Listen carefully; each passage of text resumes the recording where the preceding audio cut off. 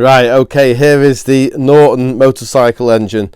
This is the first one he did, which is, you'll recognise this part as being a Hillman Imp crankcase. He's machined it off on the centre line of the crankcase, and he drew this, had it cast, and machined it so it bolted onto the Norton gearbox. What a legend.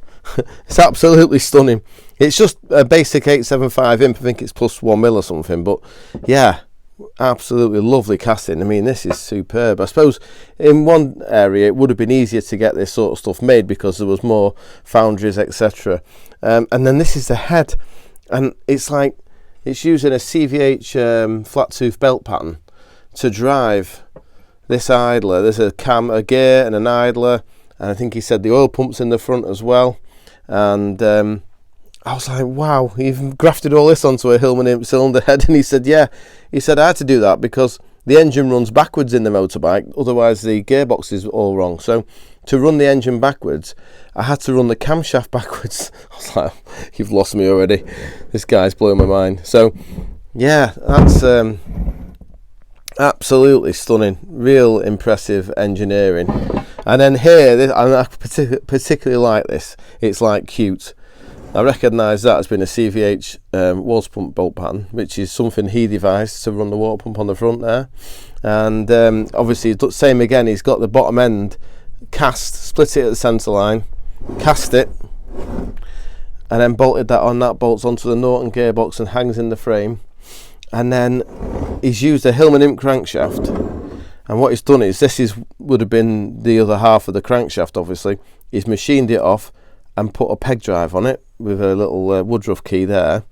Unfortunately, it has knocked a journal out. It was racing apparently, and it had a whoopsie. But what we'll do is we'll take this for grinding, and we'll tidy all this up, and then we'll take it for balancing as well, and see if we can help him out to get it balanced, and hopefully it'll be all right then. And then the head. Now this is absolutely awesome. I mean, look at that. It's gear driven off. Oh, it's just beautiful.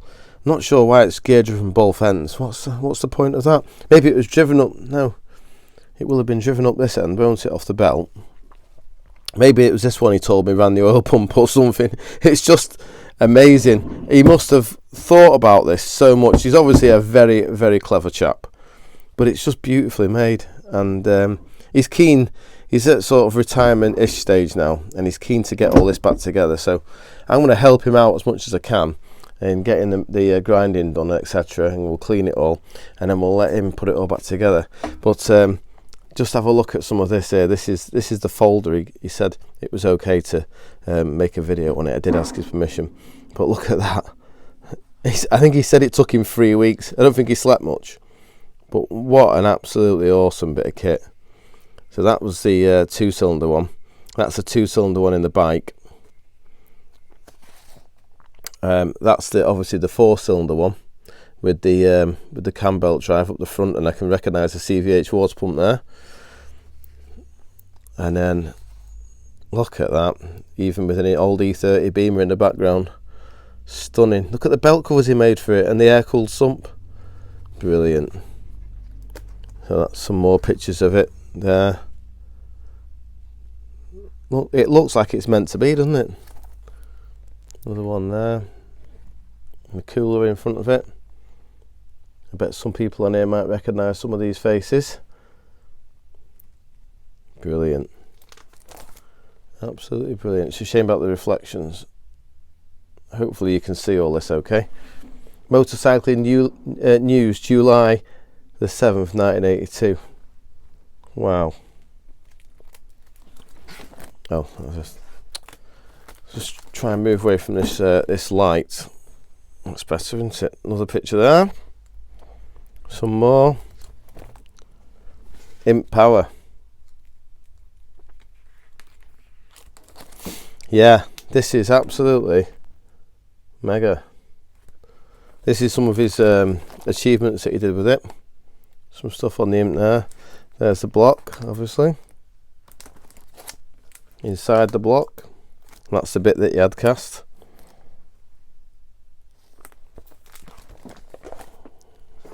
Wow. Mega. Right. Well, we'll call it a wrap at that for this week. So hope you've enjoyed this week's episode. Look at that. How did he dream that up? Oh, and there's the Norton gearbox on the end. Looks like it's meant to be, doesn't it? Chain driven internally. Oh, I think this was the oil pump he was telling me about. So the oil pump ran off the end of the head. Wow, brilliant.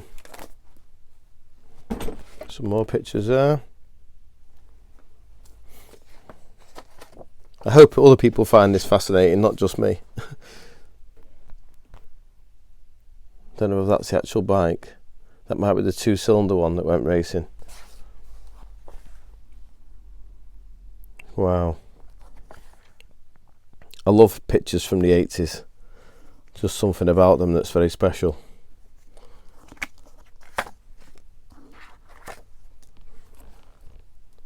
Brilliant. Absolutely brilliant. That's an original one, isn't it, with the big thumper in it. Yep. Right, grand. Well, I hope you've enjoyed this week's episode. I'll look forward to seeing you all next Sunday. Okay, YouTubers, we've got a special visitor for me today in the workshop, and this is his engine. This is Nigel, Mr. Nigel Stringer. Morning, everybody. Nigel's come over with his Paulie Hillman engine.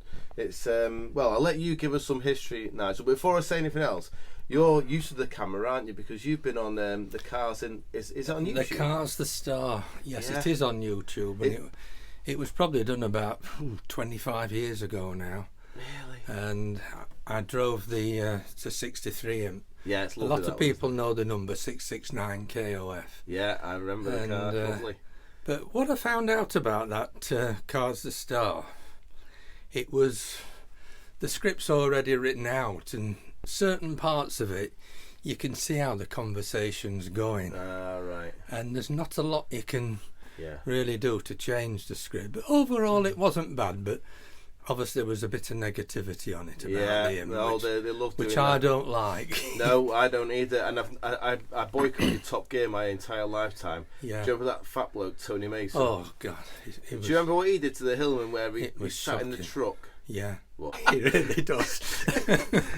Wonderful. Right. So, give me some history. This is it's a 998, is it?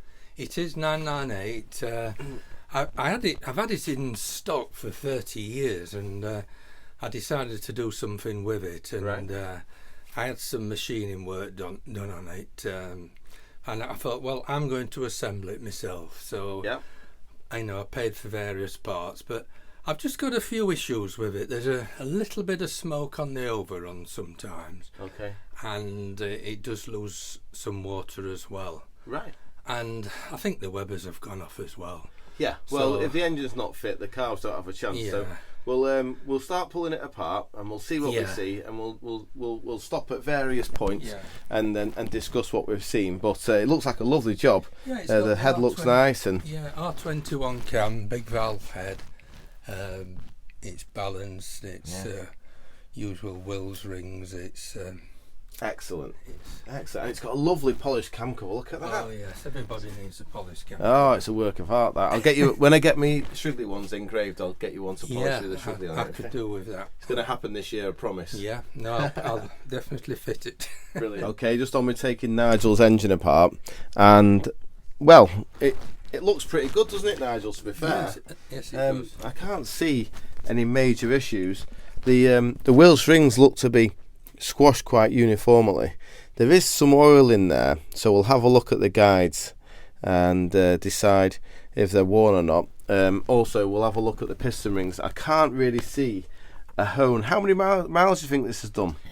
It's done about 5,000. Yeah, it's not a lot, is it? No. There's very little traces of. I like to see the hone under the glaze, so I'm not sure what's going on yet. We'll take the pistons out and have a look at those, and also we'll take the valves out and have a look at the guides, and we'll remove the wheels rings as well and have a look at the groove, make sure there's no issues there. But it's very difficult to see whether they've been blowing or not because of the way that it all sort of like goes rusty and horrible with the the iron liner. But yeah, the liner, we've checked the liners for protrusion and they're all level with the block, so there's not an issue there. So I have to keep looking. Right, we've got Nigel's engine stripped down now, and we think we've found out what's up. And we're pretty confident, aren't we, Nigel?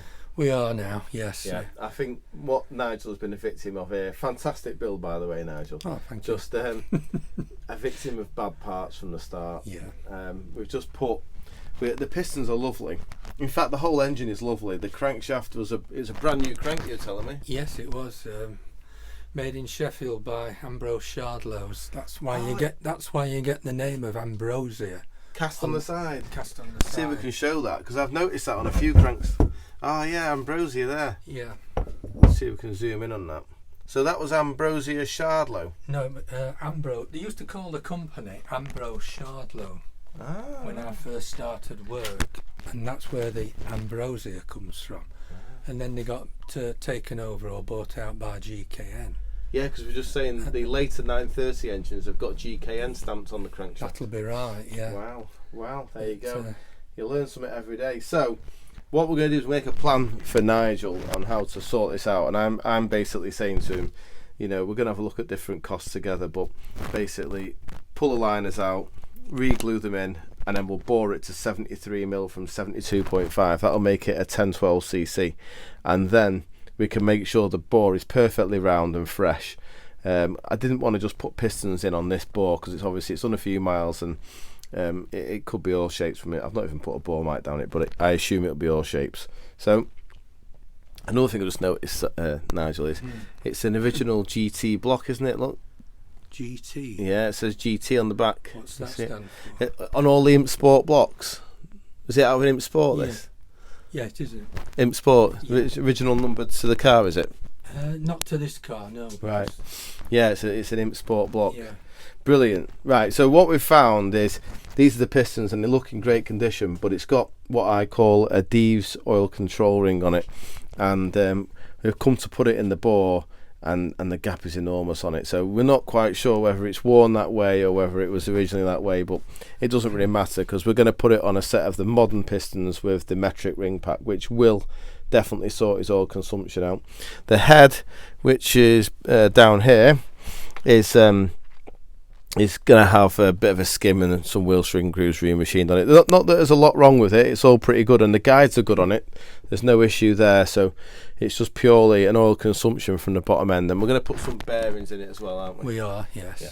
Brilliant. Right, we'll crack on, and Nigel, I'll expect to see you on Sunday night eating your popcorn. Ready? I can't wait. You're going to be there, are you? Yeah, you've got a lot of followers. And in the Hillman world. We all look forward to it. Yeah, and we learn a lot as well. Oh, it teaches us a lot. Oh, good. Well, I'm glad. I should have picked minis because there's millions of mini people. I would have had loads of subscribers then. Right, brilliant. Thanks, Nigel, for taking part anyway.